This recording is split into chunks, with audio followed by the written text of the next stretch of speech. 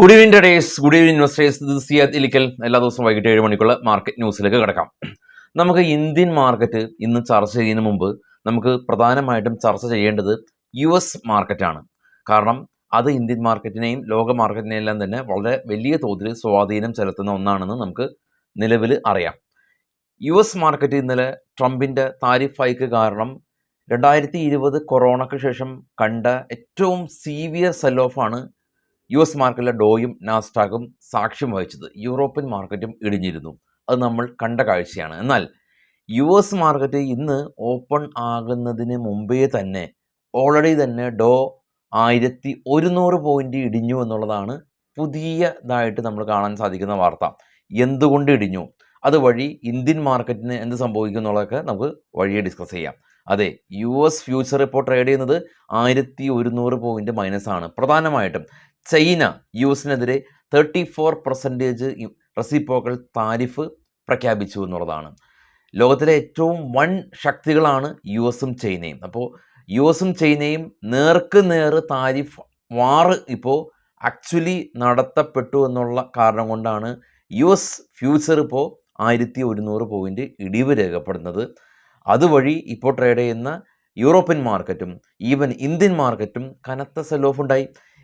Sensex എല്ലാം തന്നെ 1000 point, Nifty 400 point കനത്ത സെൽ ഓഫ് ഉണ്ടായി. ഇന്ന് ഇന്ത്യൻ മാർക്കറ്റിലേക്ക് വരുമ്പോൾ ഏതാനും ചില സ്റ്റോക്കുകൾ മാത്രമാണ് പോസിറ്റീവായിട്ട് റിയാക്ട് ചെയ്തിട്ടുള്ളത്. അതുവഴി ഫിനാൻഷ്യൽ സെക്ടർ ഇന്ന് പോസിറ്റീവായിട്ട് റിയാക്ട് ചെയ്യാനായിട്ട് പറ്റിയിട്ടുണ്ട്. കാരണം ബജാജ് ഫിനാൻസ് പോസിറ്റീവായിരുന്നു, HDFC പോസിറ്റീവായിരുന്നു. എന്നാൽ ഇന്നലെ ട്രംപിൻ്റെ താരിഫ് ഹൈക്ക് കാരണം രക്ഷപ്പെട്ട ഫാർമ സെക്ടറിൽ ഇന്ന് കനത്ത ഇടിവ് കണ്ടു. സൺഫാർമയും സിപ്ലയും 5% വീതം ഇടിവ് രേഖപ്പെടുത്തി. അവാന്തി ഫീഡ്, ഏറ്റവും കൂടുതൽ ഷ്രിംസ്, സമുദ്ര ഉൽപ്പന്നങ്ങൾ കയറ്റുമതി ചെയ്യുന്ന ഈ അവാന്തി ഫീഡ്സ് ഇന്നും 6% ഇടിവ് രേഖപ്പെടുത്തി. ഇന്നലെ 15% ഇടിവ് രേഖപ്പെടുത്തിയിരുന്നു. കാരണം നമ്മൾ കണ്ടു 34,000 കോടി രൂപയുടെ സമുദ്ര കയറ്റുമതിയാണ് ഇന്ത്യ US നടന്നത്. 36% സമുദ്ര ഉൽപ്പന്നങ്ങളുടെ മേൽ US പുതിയ താരിഫ് കൊണ്ടുവരുന്നത്. അപ്പോൾ ഏറ്റവും കൂടുതൽ ബാധിച്ചിട്ടുള്ളത് ആ ഒരു മേഖലയിലാണ്. ഇന്ന് ഏറ്റവും കൂടുതൽ ഇടിവ് രേഖപ്പെടുത്തിയത് ടാറ്റ മോട്ടേഴ്സും ടാറ്റ സ്റ്റീലും 6% വീതം ഇടിവ് രേഖപ്പെടുത്തിയത്. മറ്റുള്ള ടാറ്റ മോട്ടേഴ്സും ടാറ്റ സ്റ്റീലും, സ്റ്റീൽ സെക്ടറിലെ ഇൻഡൽക്കോയും ഏകദേശം ഒരു 6% ഒരു ഇടിവ് കണ്ടു എന്നുള്ളതാണ്. പിന്നെ നമ്മൾ കണ്ട ഒരു പ്രധാനപ്പെട്ട കാര്യം ബ്രന്റ് ഓയിൽ 6% ഒരു ഇടിവ് ഇന്ന് ബ്രന്റ് ഓയിലും ഉണ്ടാക്കി എന്നുള്ളതാണ്. 6%. ആദ്യം നമുക്ക് ഗ്ലോബൽ മാർക്കറ്റ് ഒന്ന് കണ്ടുവരാം. ഗ്ലോബൽ മാർക്കറ്റിൽ കാണാം ഏറ്റവും താഴെ നാസ്ഡാക്കും ഡോയും. അത് ഇന്നലത്തെ നാസ്ഡാക്കും ഡോയാണ്. കാരണം അത് നമ്മൾ കാണിച്ചത് ഇന്നലെ ഇടിഞ്ഞിരുന്നു എന്നുള്ള ഓർമ്മപ്പെടുത്തലിന് വേണ്ടി മാത്രമാണ്. ഇനി താഴത്തെ നാസ്ഡാക്കും ഡോയും വിട്ടോ, അതിനുശേഷം അതിന് മുകളിലുള്ള FTSE, CAC 40, ഡാക്സ് ജർമ്മൻ മാർക്കറ്റാണ് 4%. CAC 40 ഫ്രാൻസാണ് 4%. FTSE UK 4% ഇടിവ് രേഖപ്പെടുത്തിയിട്ടുള്ളത്. ഇനി മുകളിലേക്ക് കുറച്ച് പോകുകയാണെങ്കിൽ കാണാം ഡോ ഫ്യൂച്ചർ 1100 പോയിന്റ് ഇടിവ്. നിക്കി ജപ്പാൻ മാർക്കറ്റ് 2.75% ഇടിവ്. ചൈന ആണ് സത്യം പറഞ്ഞാൽ ഇടിയാത്ത ഒരു മാർക്കറ്റ്. ഓസ്ട്രേലിയയും 2.4% ഇടിവ് രേഖപ്പെടുത്തി. ഏറ്റവും ടോപ്പിൽ നിന്ന് മൂന്നാമത് ഗോൾഡ് 14 പോയിന്റ് അഥവാ 0.46. ബ്രന്റ് ഓയിൽ കാണാം പെർസെൻറ്റേജ് അടിസ്ഥാനത്തിൽ 7% ഒരു ഇടിവാണ് രേഖപ്പെടുത്തിയിട്ടുള്ളത്. ഇനി നമുക്ക് കാണേണ്ടത്, ഇനി നമ്മൾ കേൾക്കേണ്ട വാർത്തകളും ഈ ഒരു താരിഫ് ഹൈക്ക് ഇപ്പോൾ ഉണ്ടായിട്ടുണ്ടല്ലോ US-ൻ്റെ, ഇത് വിവിധ രാജ്യങ്ങൾ എത്തരത്തിലാണ് പ്രതികരിക്കുന്നത് എന്നുള്ളതാണ്. ചൈന ഒരു വിട്ടുവീഴ്ചയ്ക്കും ആകാത്ത രാജ്യമാണ്. ഇതിനു മുമ്പ് പല തരത്തിലുള്ള ഉപരോധം ചൈനയ്ക്കെതിരെ കോവിഡ് സമയത്ത് മുമ്പ് വരെ US നടത്തിയിട്ട് പോലും ചൈന അതിലൊന്നും മുട്ടുമടക്കാത്ത രാജ്യമാണ്. സ്പേസ് സെൻറ്ററിൽ വരെ സ്വന്തമായിട്ട് ചൈനക്ക് സ്പേസ് സ്റ്റേഷൻ ഉണ്ട്. അപ്പോൾ അത്തരത്തിൽ ചൈന വിട്ടുവീഴ്ചയ്ക്ക് തയ്യാറാകാൻ സാധ്യതയില്ല. അവർ ആദ്യത്തെ റെസിപ്രോക്കൽ താരിഫ് ഇതിനു മുമ്പ് പ്രഖ്യാപിച്ചിരുന്നു. പുതിയതായിട്ട് 34% എല്ലാ US ഉൽപ്പന്നങ്ങൾക്കും പ്രഖ്യാപിച്ചു എന്നുള്ളതാണ്. അപ്പോൾ ചൈന മുട്ടുമടക്കില്ല എന്നുള്ളത് നമുക്ക് ഏറെക്കുറെ ധാരണയായിട്ടുണ്ട്.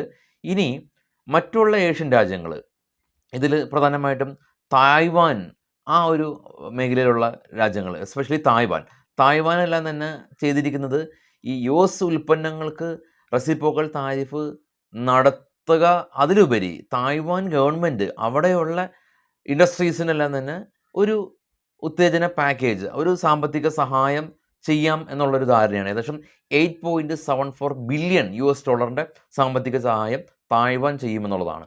ഇനി ഇന്ത്യയിലേക്ക് മടങ്ങി വരാം. അതിനു മുമ്പ് റഷ്യക്ക് ഈ ഒരു ഉപരോധം ഇല്ല എന്നുള്ളത് നിലവിൽ ഈ റഷ്യയും അമേരിക്കയിലായിട്ടുള്ള നേരിട്ടുള്ള ആ ഒരു വ്യാപാര യുദ്ധം ഉണ്ടാവില്ല.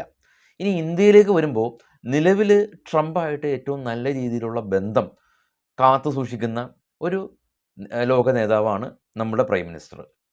ഈവൻ ഈ സെലൻസ്കിയും ട്രംപും എല്ലാം തന്നെ, അല്ലെങ്കിൽ സെലൻസ്കിയും US എല്ലാം തന്നെ നല്ല ബന്ധത്തിലാണ് എന്നുള്ള ധാരണ നമുക്കുണ്ടായിരുന്നു. പക്ഷേ വൈറ്റ് ഹൗസിൽ നടത്തിയിട്ടുള്ള ഒരു കൂടിക്കാഴ്ച അത് അങ്ങനെ അല്ല എന്നുള്ളത് തെളിഞ്ഞു. ഇനി ചൈനയിലേക്ക് നോക്കുകയാണെങ്കിൽ ചൈനയെ എപ്പോഴും US ഏറെക്കുറെ ഭയത്തോടെ കൂടിയാണ് നോക്കി കാണുന്നത്. അതുകൊണ്ട് തന്നെ ചൈനീസ് പ്രസിഡൻറ്റോ ഈ ഒരു ട്രംപും തമ്മിലുള്ളൊരു ഉഭയകക്ഷി ധാരണകൾ ഉണ്ടാകാനുള്ള സാധ്യതയില്ല.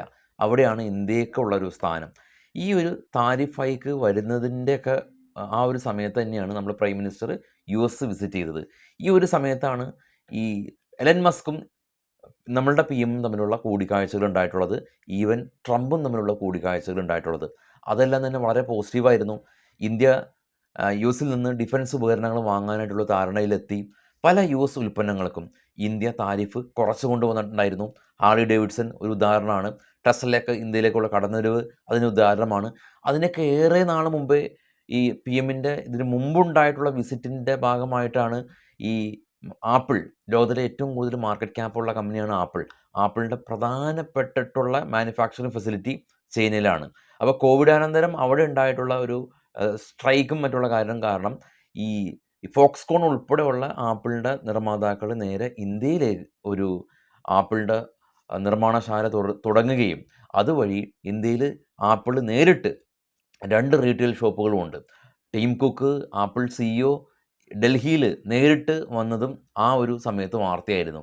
അപ്പോൾ നിലവിൽ ഇന്ത്യയും ഈ ഒരു ട്രംപും അല്ലെങ്കിൽ US തമ്മിലുള്ള പ്രശ്നങ്ങൾ, താരിഫ് പ്രശ്നങ്ങളെല്ലാം തന്നെ ഉഭയകക്ഷി ചർച്ചയിലൂടെ പരിഹരിക്കാൻ പറ്റുമെന്ന് തന്നെയാണ് വിശ്വാസം.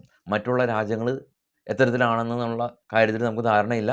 പക്ഷേ അറ്റ്ലീസ്റ്റ് ഇന്ത്യയും US തമ്മിലുള്ള പ്രശ്നങ്ങൾ ഇപ്പോൾ സമുദ്രോൽപ്പന്നത്തിൻ്റെ കാര്യത്തിലാവാം, അല്ലെങ്കിൽ ഇപ്പോൾ ടെസ്ലയുടെ കടന്നുവരവാവാം. ഇപ്പോൾ ടെസ്ലയ്ക്ക് ഇന്ത്യയിൽ നിന്നല്ല ഏറ്റവും കൂടുതൽ പ്രശ്നങ്ങൾ നേരിടുന്നത് ചൈനയിൽ നിന്ന് തന്നെയാണ്. കാരണം BYD എന്ന് പറയുന്നതാണ് ടെസ്ലയുടെ നേരിട്ടുള്ള എതിരാളി. അല്ലാതെ ടാറ്റ മോട്ടോഴ്സോ M&M ഒന്നും തന്നെ ടെസ്ലയുടെ നേരിട്ടുള്ള എതിരാളി അല്ല. എന്നാൽ BYD ആണ്. BYD ചൈനീസ് കമ്പനിയാണ്. അപ്പോൾ അതും ഇന്ത്യയിലേക്കുള്ള ഒരു മൃദു സമീപനം ഇനിയിപ്പോൾ വരും നാളുകളിലൊക്കെ സ്വീകരിക്കാനുള്ള സാധ്യതകൾ വളരെയധികം ഏറെയാണ്. ഉഭയകക്ഷി ചർച്ചകൾ നടക്കേണ്ടതായിട്ടുണ്ട്. അത് ഉറക്കെ നടക്കും. പക്ഷെ നമുക്ക് സന്തോഷിക്കാനുള്ള ഒരു വക എന്ന് പറയുന്നത് പല സമയത്തും US മാർക്കറ്റ് വലിയ തോതിൽ ഇടിവ് രേഖപ്പെടുത്തുമ്പോൾ അതിൽ US മാർക്കറ്റിന് ഉണ്ടാകുന്ന അതേ ഒരു ഇമ്പാക്റ്റ് ഇന്ത്യൻ മാർക്കറ്റും പല സമയങ്ങളിലായിട്ടും പ്രകടിപ്പിച്ചിരുന്നു. ഇപ്പോൾ അതില്ല. ഇന്ത്യൻ മാർക്കറ്റ് വേറിട്ടുള്ള രീതിയിൽ തന്നെയാണ് പ്രതികരിക്കുന്നത്. US മാർക്കറ്റിൻ്റെ മദർ മാർക്കറ്റ് ആണെങ്കിൽ കൂടിയും വളരെ ബ്ലൈൻഡ്ലി US മാർക്കറ്റിൻ്റെ പുറകെ പോകുന്നില്ല. കാരണം ഓൾറെഡി തന്നെ നിഫ്റ്റി 26,300 നിന്നെല്ലാം തന്നെ 15% കറക്ഷൻ കിട്ടിയിട്ടുണ്ട് ഓൾറെഡി തന്നെ. FISും കനത്ത തോതിൽ ഇവിടെ നിന്ന് സെൽ ഓഫ് നടത്തി പോയിട്ടുമുണ്ട്. അതുകൊണ്ട് തന്നെ ഇനി ഈ ഗ്ലോബൽ മാർക്കറ്റെല്ലാം തന്നെ അലൈനായിട്ടായിരിക്കും ഇന്ത്യൻ മാർക്കറ്റിൻ്റെ മുന്നോട്ടുള്ള പോക്കിൻ്റെ സാധ്യതകൾ ഏറെ ഉണ്ടാവാനുള്ളത്. ഇനിയിപ്പോൾ US ആയിട്ടുള്ള ഉഭയകക്ഷി ചർച്ചകൾ ഇതിൽ നിന്ന് മാറ്റങ്ങൾ ഉണ്ടാക്കിയേക്കാം. പക്ഷേ ലോകത്തിലെ എല്ലാ ഇക്വിറ്റി മാർക്കറ്റും പോസിറ്റീവ് ആണെങ്കിൽ മാത്രമാണ് ഇന്ത്യൻ മാർക്കറ്റും പോസിറ്റീവ് ആവുകയുള്ളൂ. കാരണം എല്ലാ മാർക്കറ്റും ഒരേപോലെയാണ് മുന്നേറുന്നത്. അറ്റ്ലീസ്റ്റ് ചൈനീസ് മാർക്കറ്റും തായ്വാനും ജപ്പാനെല്ലാം തന്നെ മാറ്റി നിർത്തി കൂടിയും നമുക്ക് US മാർക്കറ്റും യൂറോപ്യൻ മാർക്കറ്റും പോസിറ്റീവ് ആകേണ്ടതായിട്ട് തന്നെയുണ്ട്. എന്നാൽ മാത്രമാണ് ഇന്ത്യൻ മാർക്കറ്റും അതിൻ്റെ ഒരു പോസിറ്റിവിറ്റി കാണിക്കുകയുള്ളൂ. പക്ഷേ മാർക്കറ്റ് വളരെയധികം ക്രൂഷ്യലായി, ഇക്വിറ്റി മാർക്കറ്റ് വളരെയധികം ചർച്ച ചെയ്യപ്പെടുന്നുണ്ട്. അപ്പോൾ വരും ചർച്ചകളിലേക്കൊക്കെ ആയിട്ട് നമുക്ക് ഞായറാഴ്ച കാണാം. Thank you all.